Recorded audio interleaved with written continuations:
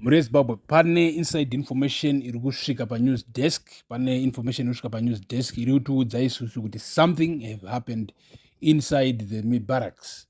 Inside the barracks. I know muZimbabwe kana takutaura zvepolitics dzemuZimbabwe tinombopota tichitaura zvevava totaura zvevava, but kana tazosvika kumabarracks unoziva kuti ndokunobikwa madzimambo emuZimbabwe, ndokunobviswa futi madzimambo emuZimbabwe. So right now information yasvika panews desk yedu iri kutaridza kuti something have happened inside the military, and that which have happened zvavhundusa mukomana Shoni zvokutovhunduka zviya mukomana ndokumhanya ndokunoudza baba netimu rese ravo iri timu Mnangagwa what is happening in their circles. Right, muri Zimbabwe regai tikuudze what have shocked mukomana Shoni chazoita kuti amhanye achinoripota nyaya.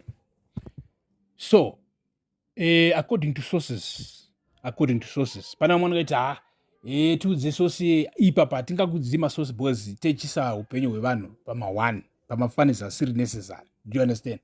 So according to sources vari kutiudza isusu kuti there is something that happened yesterday. There is a report that was circulated in the intelligence military yesterday, and that report zvariri kunzi ranga richitaura zvavhundusa Shoni because it was in code. Right, so report riri kunzi ranga richitaura about a farm. Report richitaura about a farm ranga richitaura nezvemhuka dziri kufamu irororo. Mhuka dziri kufamu iroro mufanira kuunderstand takudza kuti report riri kunzi is in code. And it's a report that was just submitted by an unknown in the military communication, in the intelligence communication.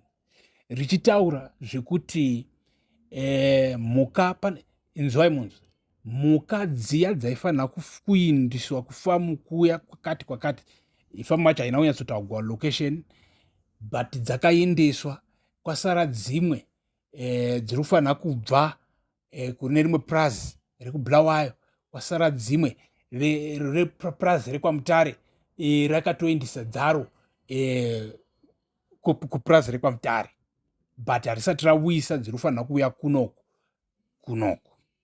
Right, so muri Zimbabwe first of all unofanira kubvunza kuti inside military intelligence pari kutaurwa zvemhuka. Why?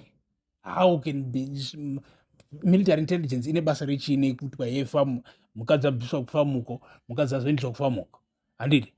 So mukomana ari kunzi aona izvi as a matter of fact watopiwa a warning nerimwe timu rake kuti hey bosi vava bosi kawa ndikenewo kawa kuarmy, handiti? So vanenge vaplanted timu rese renge ichinzi according novari kuudzana kudza kuti iri timu renge riri mubudget kawa riri muhomwe yamambo Hezekiah, handiti?